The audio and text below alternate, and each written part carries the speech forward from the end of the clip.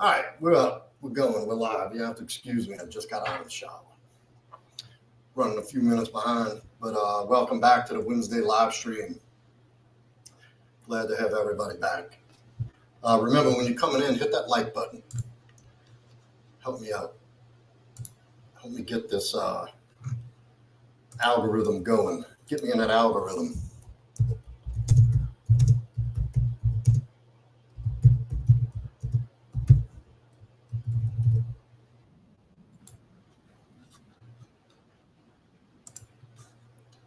All right, there we go. All right, so we're going to get started tonight. I opened it up for a Q&A. Originally, I had somebody planned who we were supposed to do a pre-recorded. Interesting story. Great story, great guy. We both had things come up, a scheduling conflict. It's no big deal. So what I'm going to do next week is I'm going to move the live stream to a different night, which I'll let y'all know about 4 or 5 days ahead of time, to a night when he's free because he has obligations Wednesday nights. But it's an absolute must that you tune in for this man's story. And as you know, I'd like to bring on guests. I've been doing that. I'm trying to make that a regular thing on my channel. Eventually, I would like to have it to where it's face-to-face and I have somebody in when I have a studio. Eventually. And also, the Patreon group is still in the makings. It looks like maybe I'm going to go ahead and just start one on my own. And this is so we can do more private content. I'm going to make it a Patreon, like a community, a private community group behind a paywall, so we could talk more in depth about different things that we really can't speak about on woke YouTube. It's bad enough I get shadow banned all the time for some of my content. And so, yeah, we'll put it behind a paywall. We'll go Patreon, and then you get the real stuff. Then you'll be a part of the community. We'll do bi-monthly private 1-hour Zoom sessions where you can ask questions to me directly and form a community where you have another group of like-minded men being able to trade ideas and stories and just get to know a group of like-minded people, because it's hard to find ambitious, driven, masculine men in this world. And that's if that's what you're seeking, and that's why you come to my channel about relationships and self-improvement and breakup stuff, coming out of a breakup, like we go over all that stuff. Dating, seduction, all these different things we're going to go over, and we're going to be able to go over in more detail and depth. And at the same time, just how I have my guest here to talk about certain things, about the guys who I bring on here who have great stories, I'll have the same guys come in and they're going to give you some of the stuff that they don't talk about outside of their private communities. I am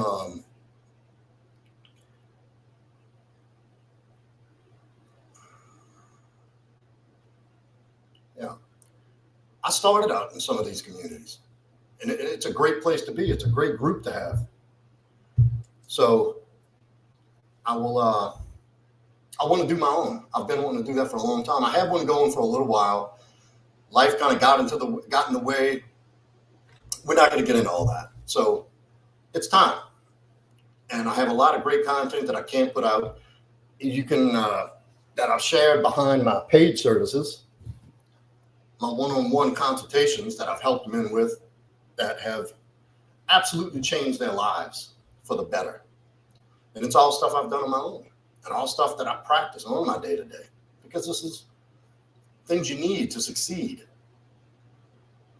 And, I know you've heard me talk about having a coach. I have coaches for everything. I have mentors, coaches.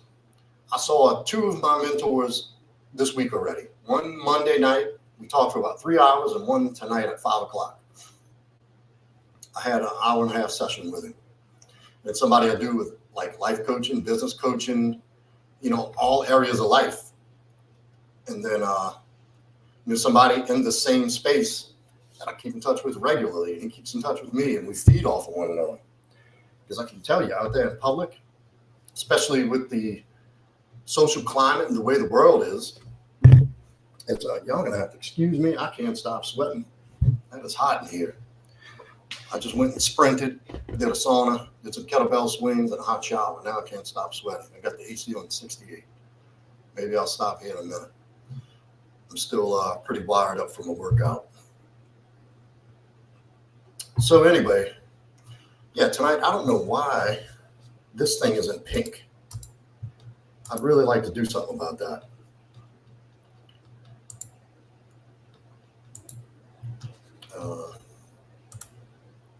Oh, well, can't, because I don't know what to do. I'll have to get trusty Joel. Joel from Sobriety University, all know my partner in crime, who's not able to make it tonight. Says to tell everybody hi. And, of course, the man behind the magic who does all my content, who sets this stuff up for me. The brains of the operation. And he has a lot of good stuff to say, and he's got his own community. So anyway, tonight's a Q&A. So I invite you in to ask questions. You got me about an hour here to fire off some questions, and we'll answer them live here on the channel. You go to the comments and ask your questions. If not, I'm just going to start sharing about some different things and some of the things that have been present and some of the guys I've been working with recently and the things we've been doing. And some of the changes they've made, some of the success they've had. And of course, I won't use names. But if you have a question, you have something on your mind, if there's some of my content that you've seen before that you would like me to elaborate on, if you heard me say something before that you're not clear on, you have questions, now's your time.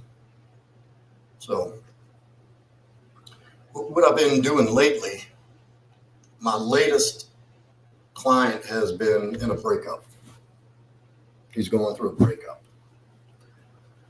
And he sees where he wants to know what he could do differently to possibly get his ex-girlfriend back.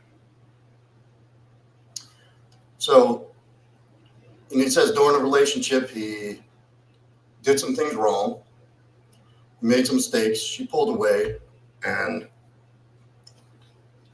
he went to go solve it and resolve it, and said it was too late. So he asked me what to do, and he tried and tried. He kept pursuing, trying to fix it, because as men, we're built different. We process through fixing. We go inside, we see a problem, we form a solution, and we want to go into action to start fixing right away. And what a woman does is they go outward. They need to speak and feel through their process. Their process is feeling and speaking. If you ever noticed, when it's a proven fact that women speak 8,000 words a day and guys speak 2,000 words. They've had guys that I've worked with in a refinery. I've worked with him for years, this guy David from Uganda. And we would work 12, 14-hour shifts and not even have a conversation and be fine. No, you're never taking a monkey branch and X back. That's not somebody you'd really, look, if she was as dishonest, I guess everybody's getting the pink outline. I don't know, maybe it's something woke shit. I don't know. We'll just leave it. I'm not going to focus on that. There's nothing I can do about it right now. Joel, if you hear me, fix this, please. So,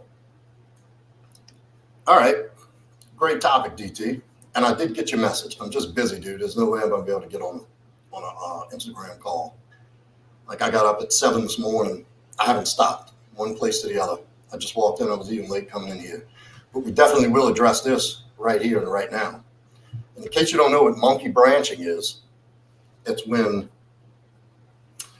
the metaphor, dude, I am telling you, it is fucking hot. I'm sweating. So it's a metaphor for, if you've ever seen a monkey in the wild swinging from the trees, what they'll do is they'll swing branch to branch, right? You see the monkeys on the vines? Well, when a monkey's swinging on a vine and it's going to transition to another vine, it doesn't let go of this one until it has this one in hand, secure. So as it relates to monkey branch in a relationship is a girl will know she's not happy in the relationship anymore. She won't say anything, but then will secure a replacement before she lets you go. And it makes it easier for her because she has somebody in your place already, so she doesn't have to really experience the loneliness, process the breakup. So she'll secure a replacement for you before she lets go of the relationship and get right into that with him, with the next guy. That's not healthy. It's not a healthy behavior. And if anybody does that to you, I wouldn't recommend taking it back. I would not.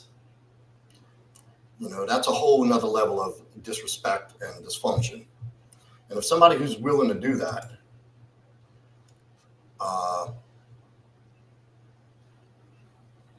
if they couldn't come to you when they weren't happy, and maybe they did, maybe your part was they've tried coming to you several times. And I don't mean coming at you aggressively, but sincerely. And I'm assuming this is a healthy person. Like the hypothetical person I'm speaking of is a healthy individual who's come to you and tried to have a healthy, loving conversation about something they're not getting, something you're not doing in the relationship. If some kind of need isn't being met. And they've tried coming to you over and over and over. You weren't receptive. You wouldn't listen. You kept blowing them off, brushing them off. You wasn't taking them seriously. Too caught up in your own shit, or your acuity is off and you didn't realize, which is not good. And if that's what you're doing in relationships, you need to get in touch with me immediately to fix that. And because a lot of guys make that mistake. A lot of men do. You know what they say, women don't lie and men don't listen. There's a reason that saying is what it is. So, and if she can't come and have a healthy, loving, respectful conversation about, hey, I'm slipping away, the attraction's dropping, or something to that effect. And look, I understand women are not great at overt communication. There's a lot of dancing around the subject before they get right to the point. And that's fine. And that's another thing that you can't be angry at women for. But that's not an excuse for shit behavior like that. That's not an excuse for being unhealthy and toxic. Nor is it an excuse, and I would tell the guy, nor anybody out there listening, nor is it an excuse for you to be neglectful in your relationship. But, it happens. It happens. And I had to explain to this guy, look, dude, you're in a relationship with another human being. You take two imperfect beings and put them into a situation, there are going to be mistakes that are made. We're inherently flawed. Everybody has some character flaws. Everybody's got physical, mental, emotional flaws. And how it shows up is different degrees. Too flawed could be seen as dysfunctional, but everybody has some. No guy, I don't care, the gangster, pimp, playboy, Mr. Perfect, is going to be on his A game, game level 1,000, 100% of the time. That's not how it works. Now, I'm not saying you can be lazy and neglectful and not hold your role down as you're supposed to as the agreement, the unspoken agreement in nature that you hold in your role down in that relationship. Sometimes you're going to slip up. And do you want to be with somebody that cannot communicate with you and work through things if said thing happened? Do you not want to be with somebody who loves you so much and values that relationship so much that they will make sure that you know that? Or be understanding that, okay, obviously this guy's on point all the time. He seems to be off. There must be something. It must be a concern. Wouldn't you rather somebody who would come to you and express that lovingly? Like, hey, we need to talk. And with guys, it's really simple. And, it's harder for women to have empathy, to be empathetic, to put themselves in somebody else's shoes. I ain't going to get too much into it. It's called solipsism. Go look it up. What it basically means is a woman can only see from her position of needs and wants. And pretty much that's the only thing that matters. And that's fine. That's an understood, that's just a trait that females have. They're built like that biologically. But I mean, wouldn't you rather have somebody who, if even they can't empathize with you and put themselves in your position, to be able to sympathize, and I don't mean feel sorry for you. You don't want people feeling sorry for you. We don't fucking feel sorry for ourselves here. There's nothing positive comes from self-pity. And we'll get into the why and how to get out of that in another discussion. But you don't want sympathy from someone. You're not a charity case. You're just somebody who's struggling a little bit for the time being. You're not at 100. You might be running 60, 70% right now. You got a lot going on. You got things going around. So would you rather have somebody who can at least ask what's going on to find out for better relationships? Think about what they can do to contribute to the situation, like stop and think, or love you and themselves enough to check in, see if something, check on you. Because I can tell you personally from my experience, if I start having things come at me fast, and this is something I've worked on and I'm still working on, is I'll take on a lot of work, a lot of different things to stay ahead of the curve. And if too many things are coming at me fast, I just had this happen. And since the beginning of the year, it happened. And it happened through about February, early March. And I just got tunnel vision. Especially a man who has ambition and purpose and drive. Like the work I do and the amount of passion and heart that goes into my day-to-day life, I can't let that slip away. I got to do it at all costs. Yes, sometimes I overdo it. And I run myself into the ground, literally, physically ill. And I don't recommend everybody do that. I even did a quick short about the importance of rest and relaxation and, taking breaks. But I don't recommend everybody doing it. But sometimes when you're building something, that's the amount of dedication it takes. And you don't make excuses. And when you want a partner who understands that and would support you through that, and at the very least, let you know, like, hey, you go handle your business. I'll be right here. And if I need something, I'll let you know. I'm not going to leave you guessing. So no, monkey branching, bad news. When she secures your replacement before she lets go of the relationship, that is monkey branching. Thank you, DT. And another good question. Rebound relationships, how they start fast and end fast. Well, this happens to be one of my favorite subjects. And because this happens a lot, there's rebounds. It goes hand in hand with monkey branching. The rebound relationship is where the dumper or the dumpy jumps into a relationship as soon as the other relationship is over to have to avoid experiencing the pain and find a replacement for that companionship and not have to confront that pain it's going to take to process and get over that relationship. And those start fast and end fast. They burn hot, boy, but they burn fast. Because you see, inadvertently, what women will do, and men, will try to find somebody, either your polar opposite or just like you. There's no in between. Same things that they found attractive in you, but because of your behavior, because of circumstances, whatever, you've turned them off over time. But they still aware that those are the things that they're attracted to about you. and try to find that in somebody else, but immediately. And it's I like the term. It's like a painkiller. It's a diversionary tactic.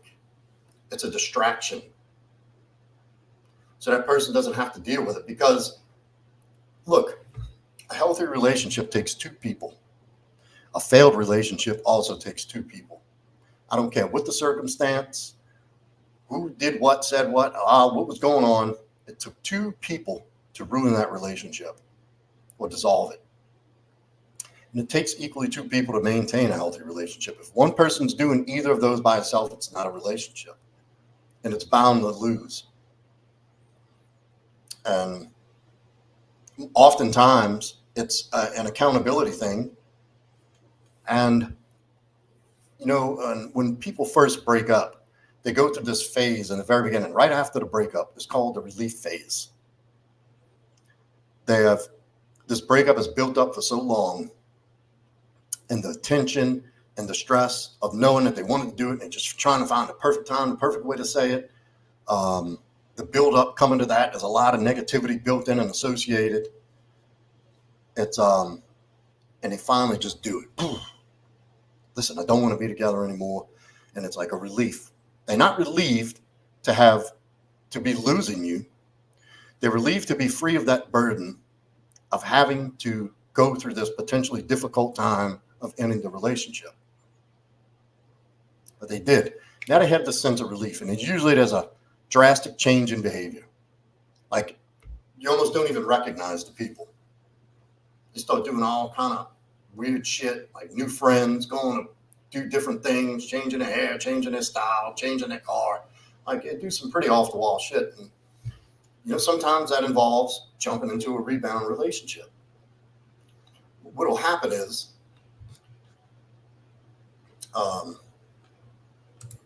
that's absolutely what you do. You don't worry about the rebound guy. Go better yourself. Because what will happen is what happens in that rebound relationship. A little time goes by. It's new. It's fun. It's something new. It's a new experience. You're all happy, and you got this dump of the feel-good feelings are coming back. It's new. You remember what that felt like. You haven't felt that in so long. And you get with this person. What slowly happens is the person starts messing up a little bit. The person who did the dumping, the dumper, starts to miss the old relationship a little bit. Then they start comparing the new guy to you. Not in a good way. All the little things you used to do, the way you smelled, the way you felt, the places you went, the times you laughed, the little things you knew about them, the little things you didn't mind. You kind of used to each other's habits, and you're around this person every day for a long time.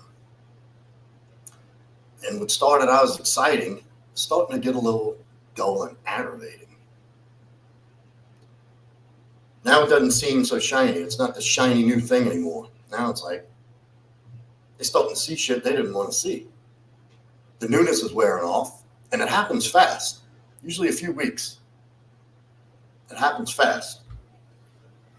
And then they realize that, holy shit, this is nothing.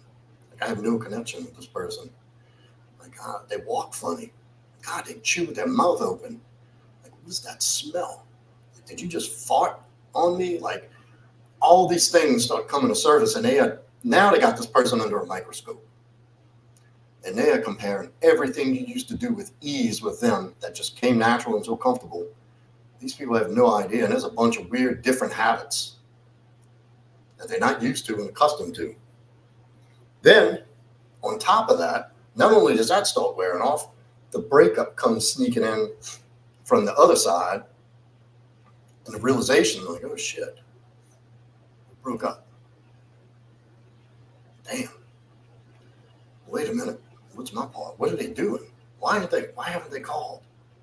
Wait a minute. What's going on? Then they start panicking a little bit. Now, the rebound person is usually sensing some distance and sensing them pull away. So what do? Come crashing in. And they get needy. And they start pushing the dumper away.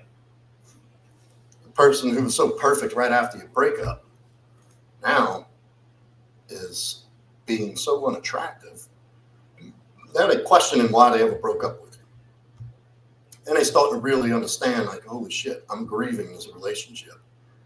And I already have somebody. This is not right. This doesn't feel right. And it'll typically fizzle out.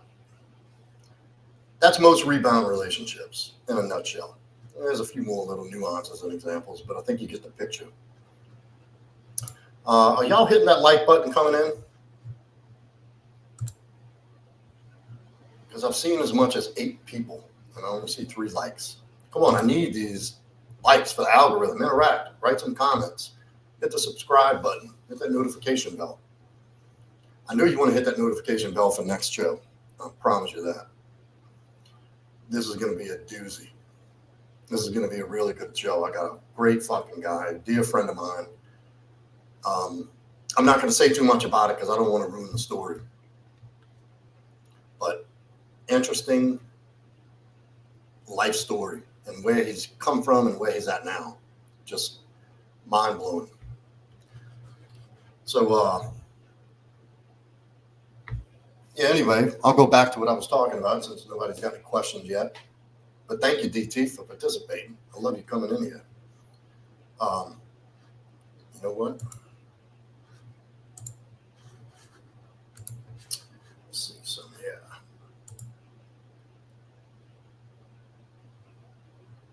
I'm going to add you as a mod on my channel, DT.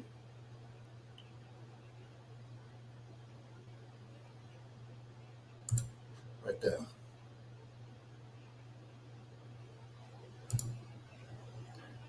There it is.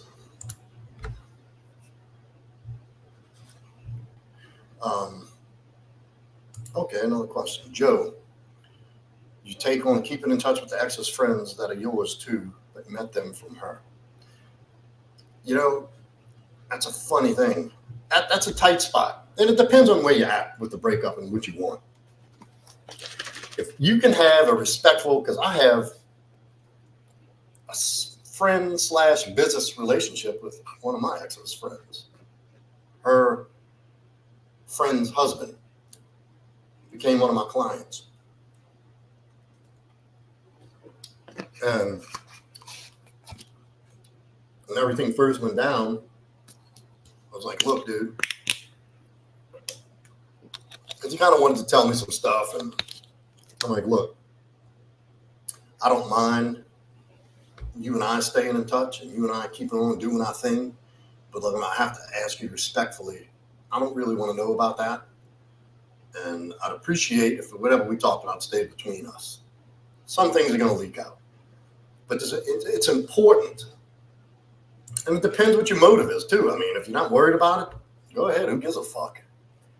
If it's not going to crush you to hear when they start talking about, oh, she started dating somebody, you know, if you're not going to fucking fall apart, oh, my God, then, yeah, who cares? I mean, you made a friend. She don't own people.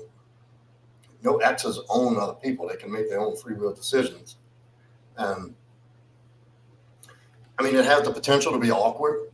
It has the potential to be harmful. And it also has the potential to be helpful if you're doing the right thing. I mean, if your aim is to try and get back with your ex and this person knows you and stays in touch with you and her, and one day she gets curious and she's like, well, how's he doing? He's killing it. Looks great. Told me he's dating somebody. Like, and talked you up and says you're doing great. You know, you're doing fine. You're living life. You're thriving and driving. Then, yeah, it's actually a good thing. But sometimes people, especially mutual friends, this is why I tell you all, don't talk about any of your personal shit, especially breakups with friends and others, because they mean well, but they don't know what they're talking about.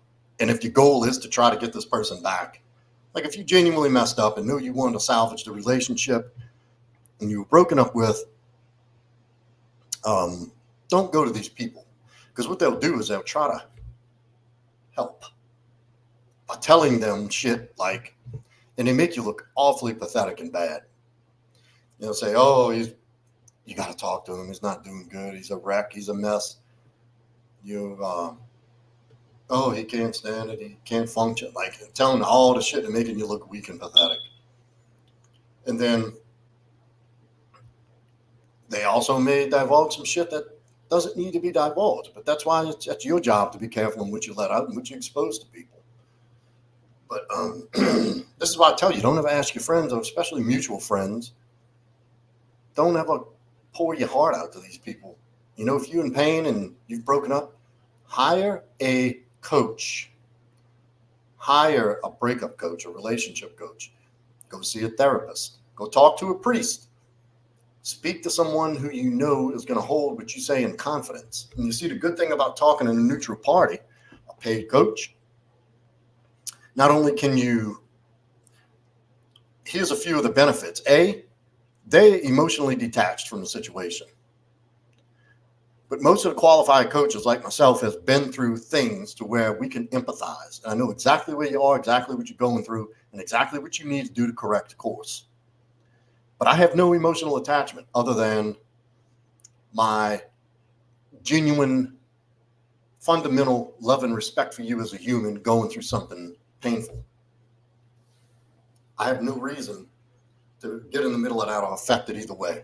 I have no skin in the game other than doing what's in your best interest to get you back on track, get you back on your feet, get your chest puffed out and your chin up again, and back to living life and slaying the dragons, because that's all that matters to me.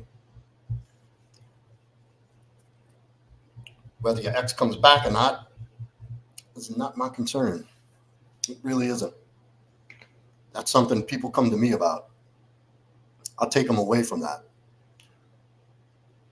My feeling is, if you want them back, that's fine. And if you got to use that as motivation to get started, more power to you. But that's not what we're here for. We're here to grow you. We're here to level you up. And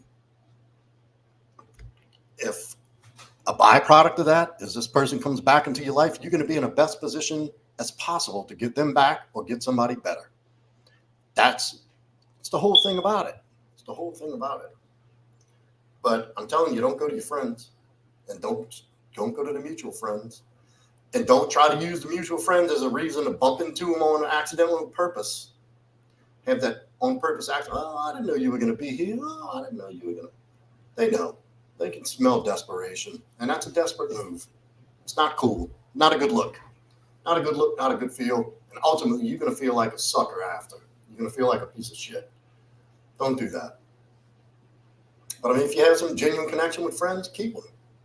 Just make sure you have that conversation and make it understood where you stand. And you have to have firm boundaries with these people and let them know, hey, this is how it is, and stick by that. And be ready to enforce it. Because like I said, unintentionally, people will try to help, they call it. Really blowing your shit up because they have no clue about relationship recovery and breakup recovery, or relationships at all. Especially look at somebody in a marriage or a relationship or a situation they're in, and if you wouldn't be in theirs, then why would you take advice from them or let them try to conduct your shit? Bad news. Should men shut off all social media after a bad breakup? Shut off? No. But stay off? Yes. In the very beginning. Well, again, it varies on the situation. If you don't really care, then no. Who cares? Do your thing. If you're genuinely in a bad place and you're reeling and grieving from the breakup, absolutely you should. And that goes with like as far as shutting off social media, like deleting the account and all. No, don't do anything impulsive under that emotional state you're in, emotional and mental state you're in. You're not going to be making any good decisions about anything to do with life in that present moment. The best thing you can do is chop wood, carry water, left foot, right foot. Just go, just move. You're going to feel like shit. You're going to look like shit. You're not going to be thinking clearly.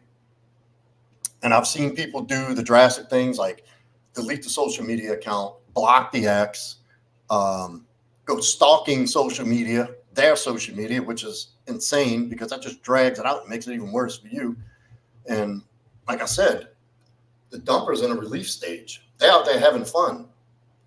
You're in a fucking life sucks, I want to die phase. Why do you want to see this other person out there all dressed up?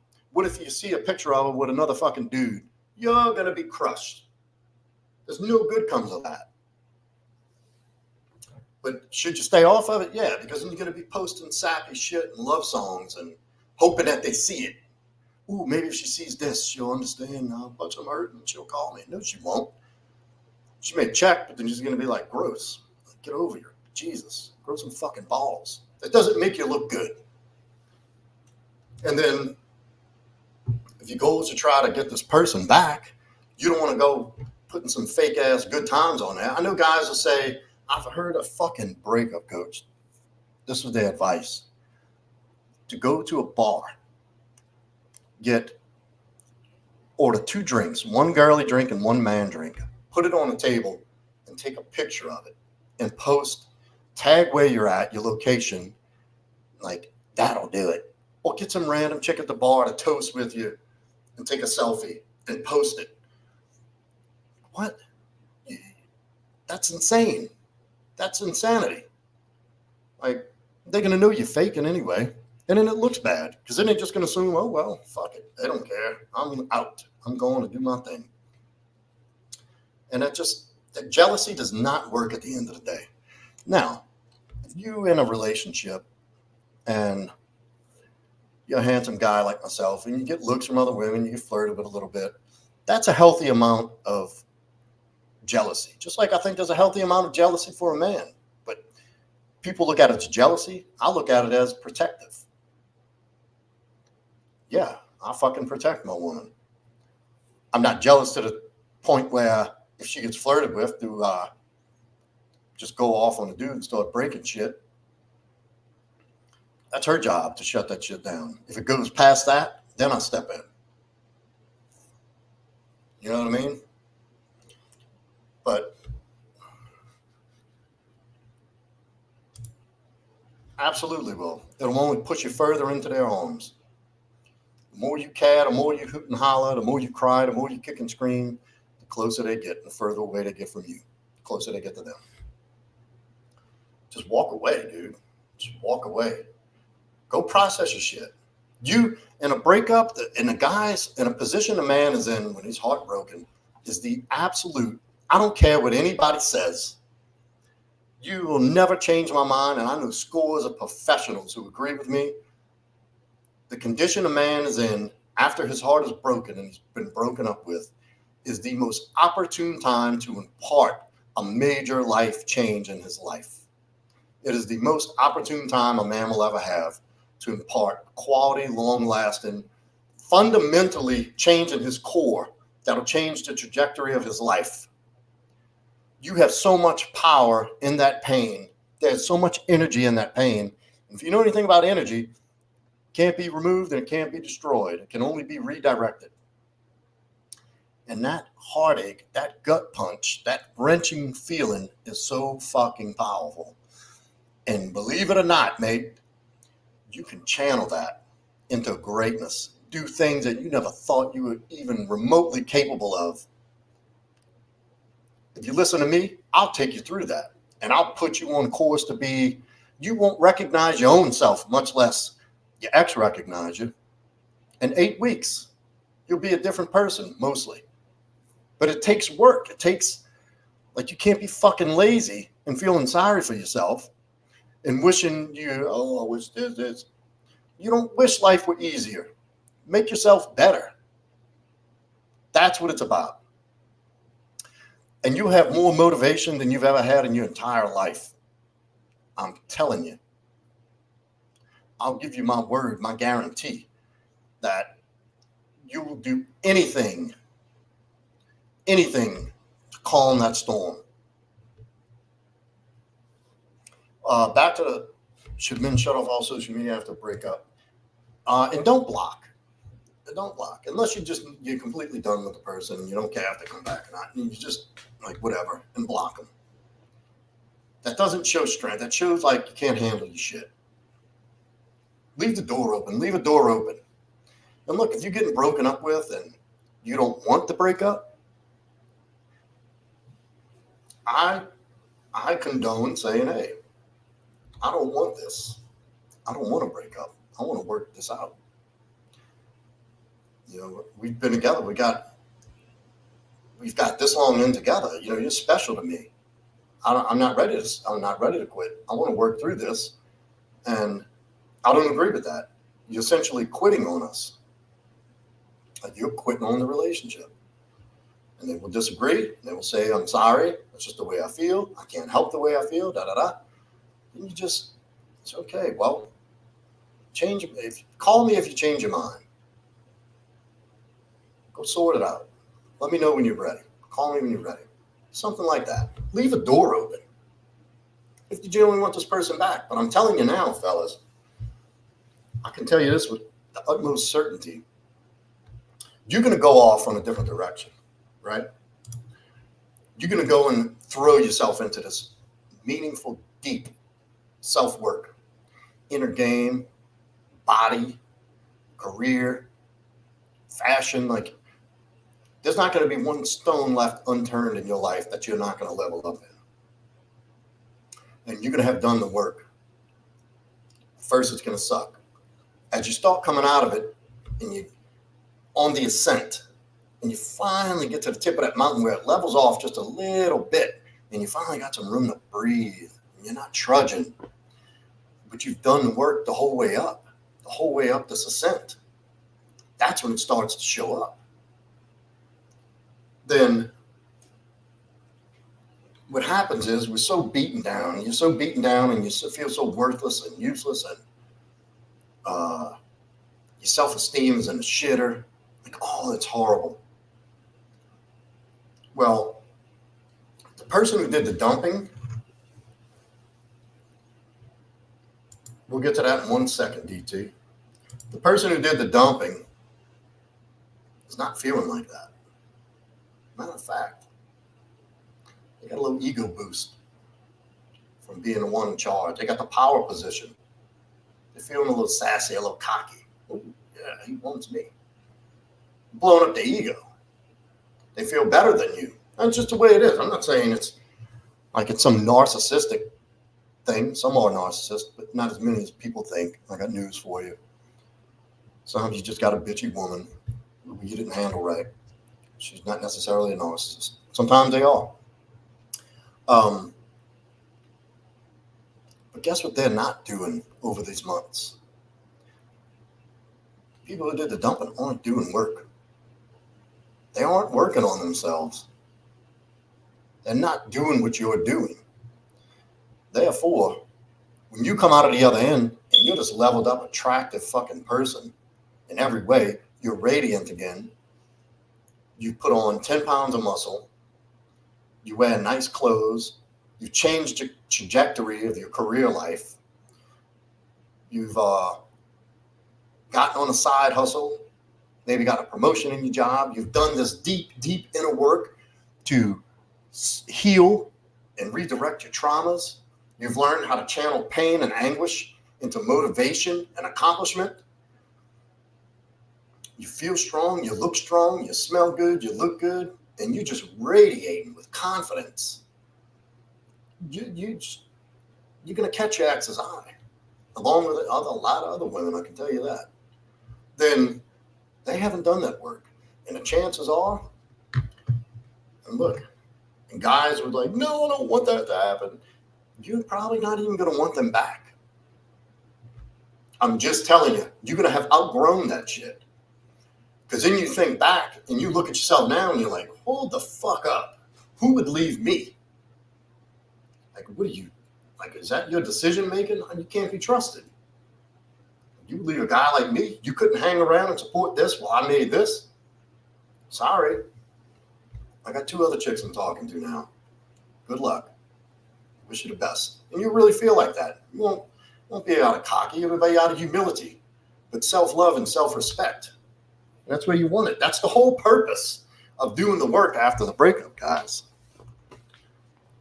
Let's see, we'll do one more. Joe, your take on taking an ex back after she cheated when you have kids together? No, absolutely not. Once she cheats, she's done. Goodbye. Oh, thank you for that information, Venator. It's my son, by the way.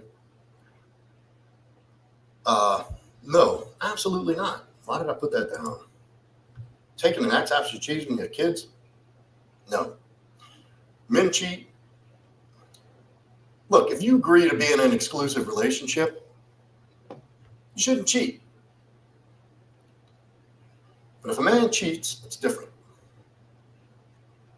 For us to have sex, smash and dash, we don't even have to like the chick. You don't have to really be that attracted to her. It's just sex. Men, we're biologically designed, biologically programmed to spread our seed. We hunt, we gather, we hunt, we kill. That's the way a man is programmed. Men penetrate, women receive. Women submit, men dominate. When a woman cheats, she's submitting.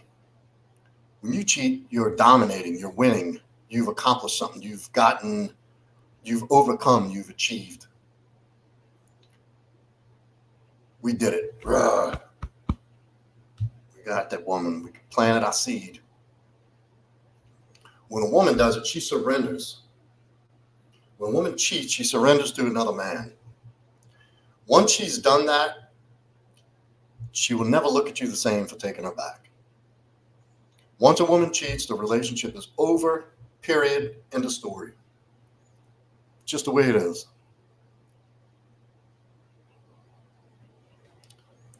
How you like that take, DG?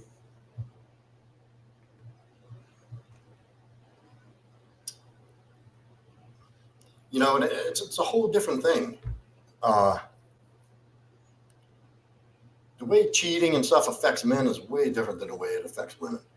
Women essentially don't want to be humiliated and have their reputation thrown under the bus, like you being sloppy with the little whores you're cheating with, and letting their family and friends find out, and they get humiliated, then they get put in a bad situation. So for a man, it's like you've just been completely overtaken. Your woman has been taken by another man. And that's deep. That cuts deep. That's not a wound that ever heals for a man. It just ain't.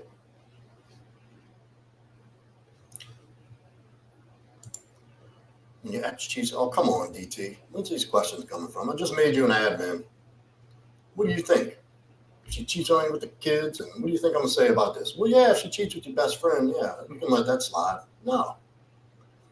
Look, you're in a committed relationship with a woman. If you agree to be exclusive, you should be exclusive. You shouldn't cheat either. If she cheats, I don't give a shit if it's with the priest or the fucking dentist. I don't know. She's done. And then, obviously, I wouldn't, if it was my best friend and he fucked my old lady, he's obviously not a friend at all, let alone my best friend. But look, guys, it's your woman's job. It's not a man's job not to go, look, when you date hot chicks, when you date attractive women, men are coming out of the woodworks. Men, she gets dicks thrown at her from every direction, all day, every day. From the time she's 12 or 13 and starts sprouting tits to the time she's about 50. I don't know, whenever they stop giving a shit and doing that. Some women age better than others. And now with social media, it's like 100 dicks times 10. This is why social media is so fucking dangerous. Because what do women want more than anything? Attention. Go open Instagram and look at some basic ass 4 or 5, little chubby, and the simping and shit in her comments. She puts a picture with a little side tit and some lumpy ass fucking spandex shorts. She's getting more attention than a fucking supermodel. What do you think's going to happen to our ego? This inflated sense of value and worth. All false. All false. Then they start to equate the attention they get from these strange men who obviously cannot get women and have no idea what to do with a woman. Well, they take that shit as they're valuable. They see themselves as a prize because of that. A woman's value and beauty is in her fidelity, in her femininity, her softness. There's nothing remotely sexy about a woman who's went and run through a bunch of dicks and turned into the town bicycle. And then a man's value is in the, like, it's I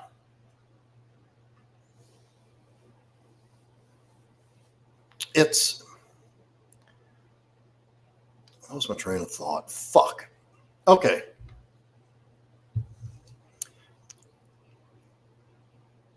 A man who can have sexual options and sexual choice as a woman is valuable. His experience is valuable. He's learned something that's a benefit to him in his life and his future with his wife.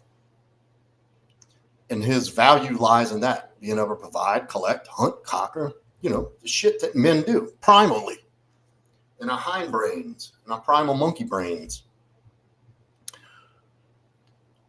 So women misperceive this attention. What they don't understand is, yeah, these guys will fuck you. Absolutely. You can go out anytime, any day, any week, and go out to you know how many chicks I've met that go out with no money and just get treated by dudes all night, drink for free? All they got to do is touch the back of their arm or let them rub their shoulder on her tit, give them a little fucking sugar. Oh, should we touch your titty? Buy another drink. Chicks are players, dude. Don't fucking turn your back. Don't think for 1 second. But a woman's value is in being able to keep a man, a quality man.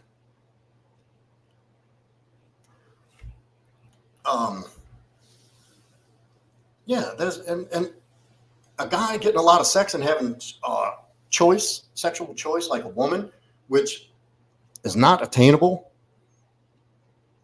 I mean, you can take a basic 5 off Instagram and they can get laid by other dudes just as much as Leonardo DiCaprio can get laid by women. That's the fucking truth. A man will never be able to compete with a woman in a sexual marketplace. And that's okay. But a guy who relatively can do it with ease, have sex with multiple women and knows how to do it well and attracts women like that, that's a valuable thing for a guy. That's not that's not an attractive trait on a woman. And women, they conflate what the value is between a man and a woman. They think if they do like this whole, boss bitch thing, like, who cares about your degree? They mistakenly turn into the men that they want to marry, thinking that men want what they want. I want a soft, submissive. You go look at a millionaire who will take a fucking cashier girl out of a convenience store and give her a life and make her a wife and a mother. A millionaire woman would not do that for a cashier guy. You understand? I'm going to move on. If you have any questions about that, ask. MJ from DAO. Men can sleep with multiple women. Women are not the same as men. No, they're not. Biologically, they're not. And look, it is what it is. It's one of those double standards handed up by Mother's Nature. Don't get mad at me. Talk to the big guy. That's the way it was made. And you look at the most successful men in history.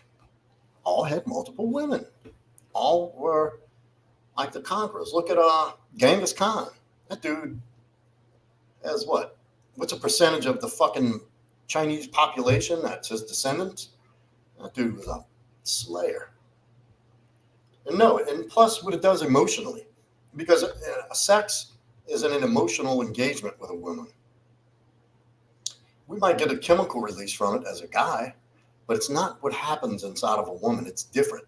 And every time she shares herself with another guy, that takes away a little bit of that, which in turn, after she's done it so many times, it's she's prone to cheat, prone to not being able to stay in a happy, committed relationship, and cannot pair bond with a man. And that's a relationship, it's pair bonding. Because she's had too much experience, too many emotional hits from too many different guys. And it'll always be something missing. Because you can bet through that experience, she's going to have some horrible dick and she's going to have some great dick. And even if she lands in the middle with the guy she marries, it's not going to be the guy who fucked her into a puddle and did all the things that she wouldn't do with her husband. And she's always going to be wondering about that. Think about, oh, what did happen to that guy? Just the way it is. Great observation, brother. Last one. What's the easiest way for men to get over a bad breakup besides hitting the gym? Well, if you're working with me, you go into the gym. But that's just one thing.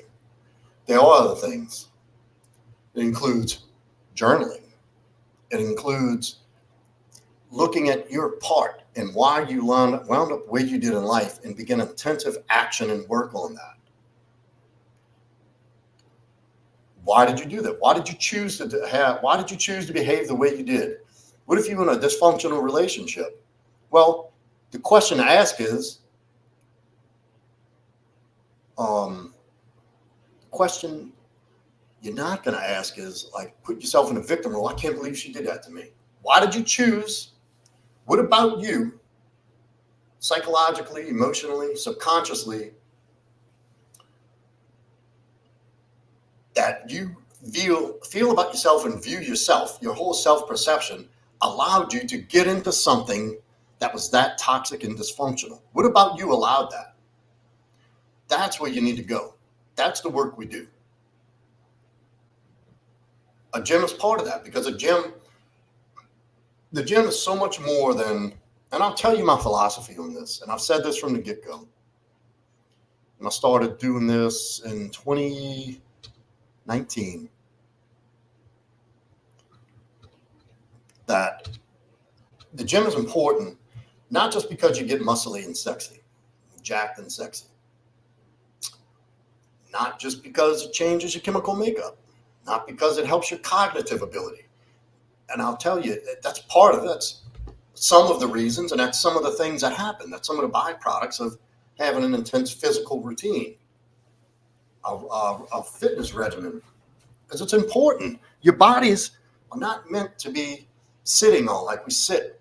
You know, people like look in public. I would be ashamed to look like what I see in public every day. That's not what the ancestors and the gods were thinking when they created us. That we'd have skinny fat guys with no arm. Like, I don't have big arms, but they fucking strong and they shredded. And I can punch the shit out of you if I need to, real quick.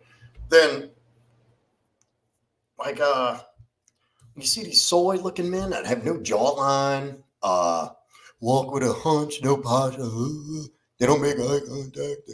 They got these fucking patchy neck beards and all. Like, what the fuck? That's not normal. That's not natural. That's not what God had in mind when he designed men. Go look at Greek statues. That's what men are supposed to look like.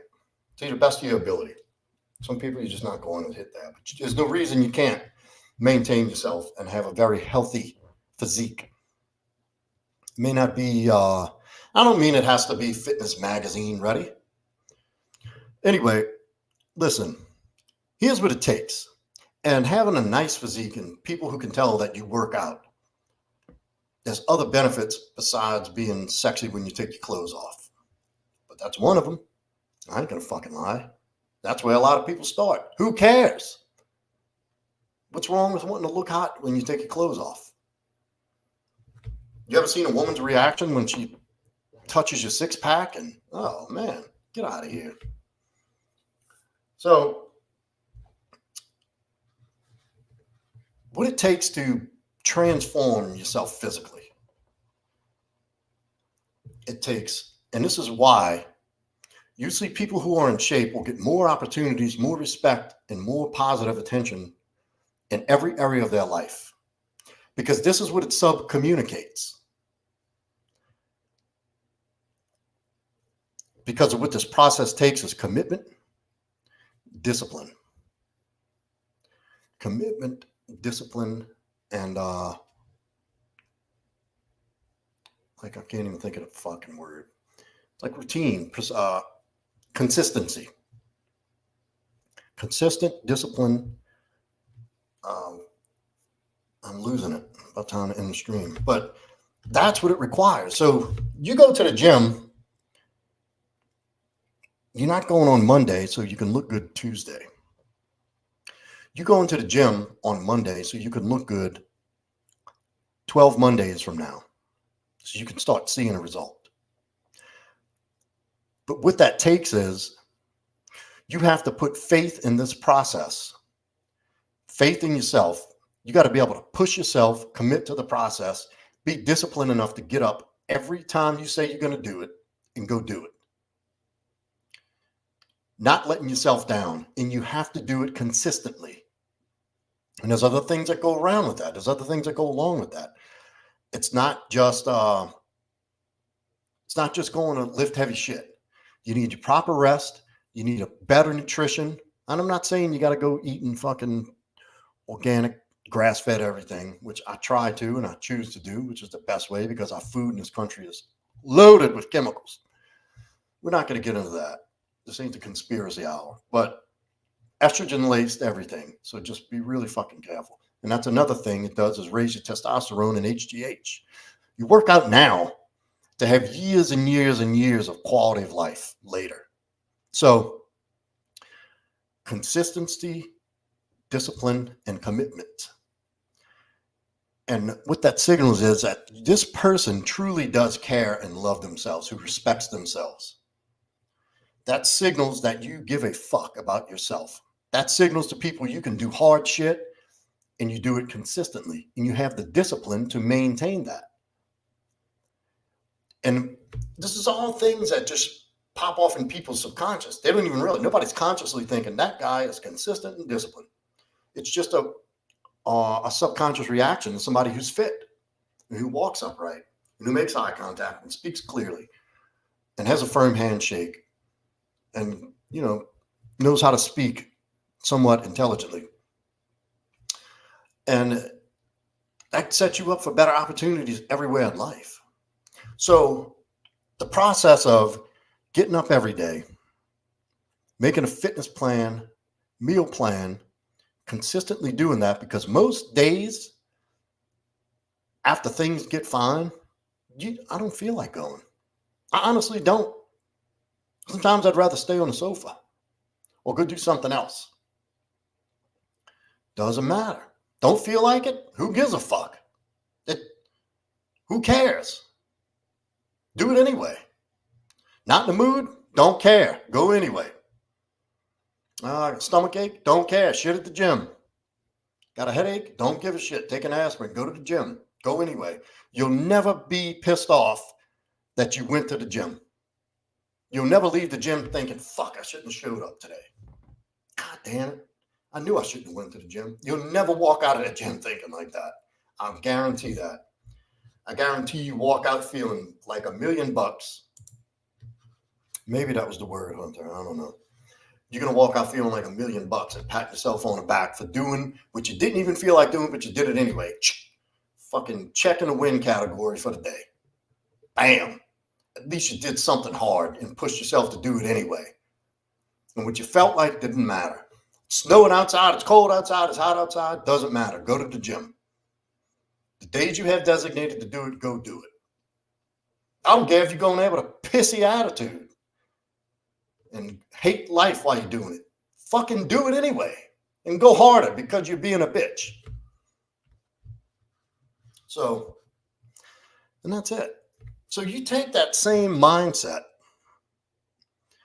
and you look back at yourself in 6 months and you're like, holy shit.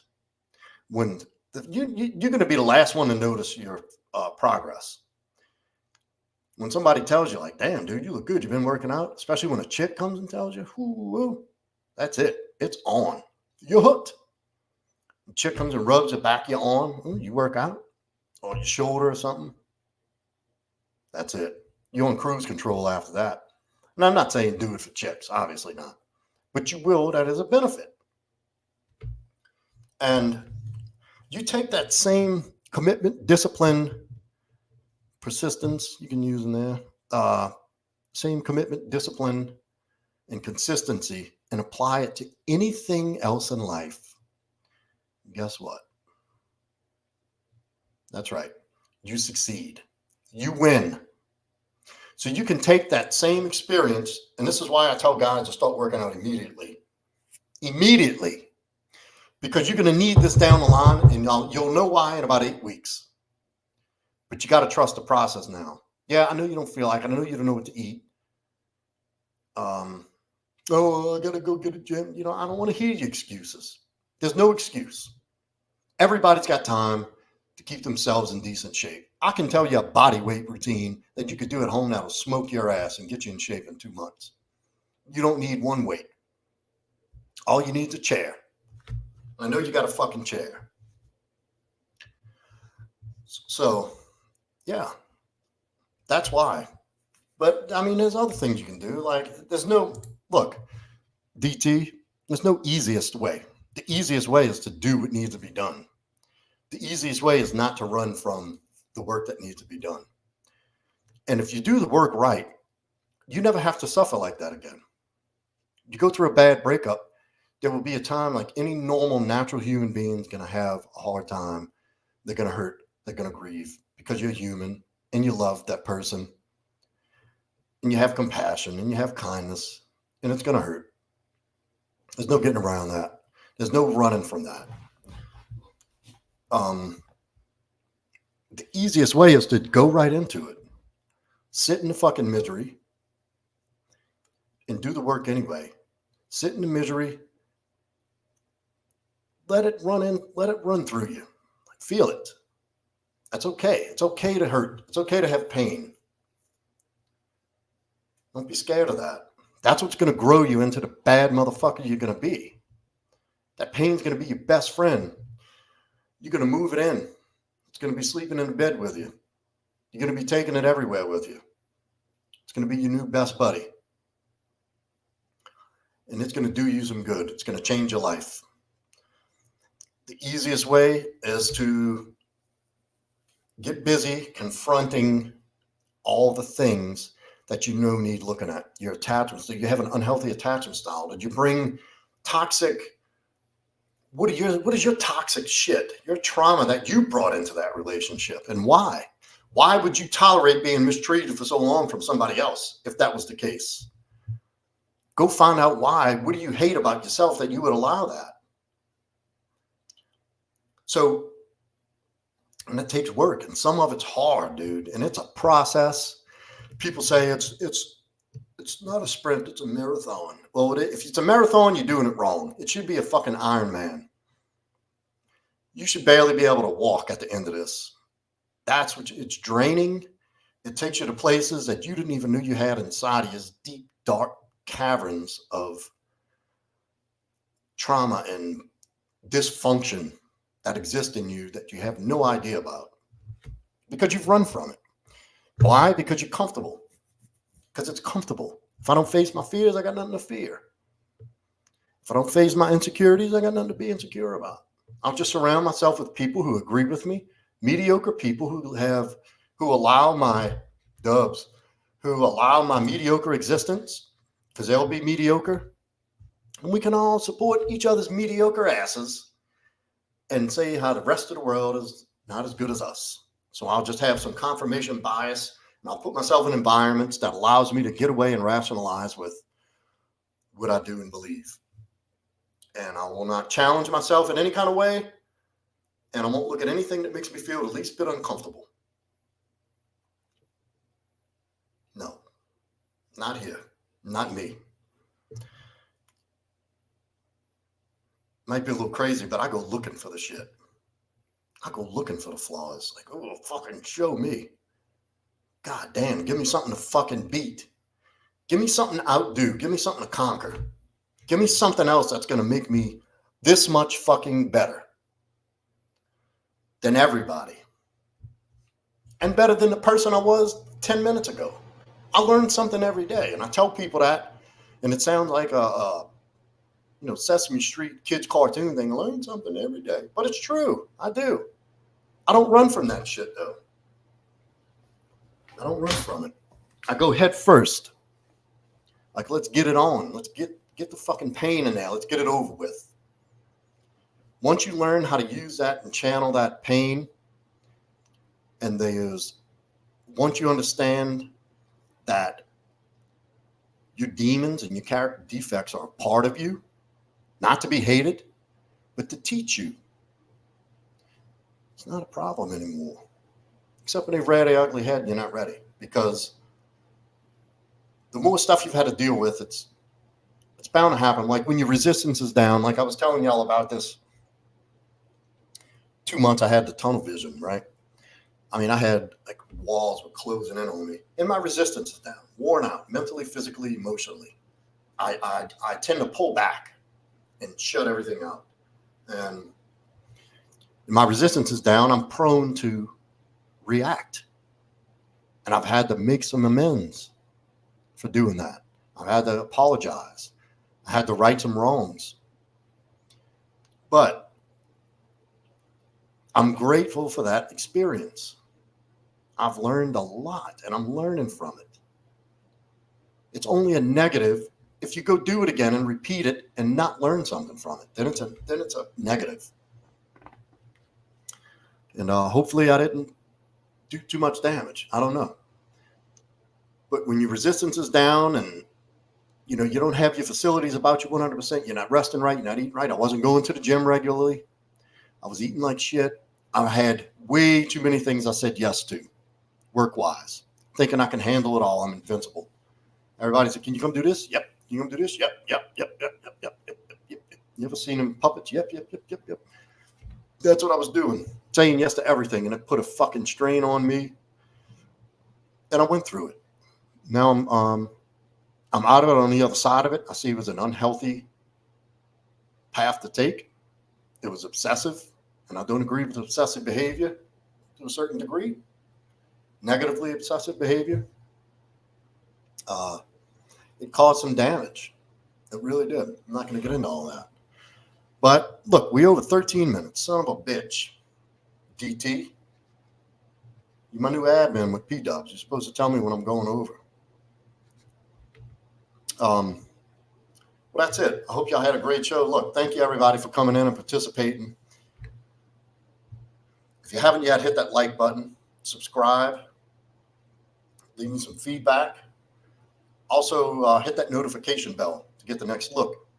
You don't want to miss the next show. You do not want to miss the next live stream. It's not going to be on a Wednesday. It can't be. I'm going to have to rearrange it. I'll put it out 3 to 4 days ahead of time. I'll put it on my Instagram. If you don't follow me on Instagram, go follow me on Instagram, @ProudMasculine. Yeah, I'll drop it in the chat. Thank you, Ventura.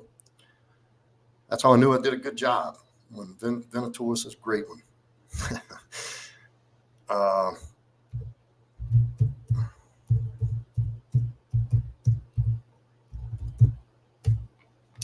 Not proudmasculine.com. Fuck.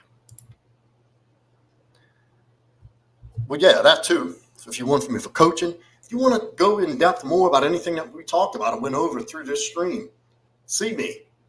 I'll be happy to help you. I'll take you to the promised land.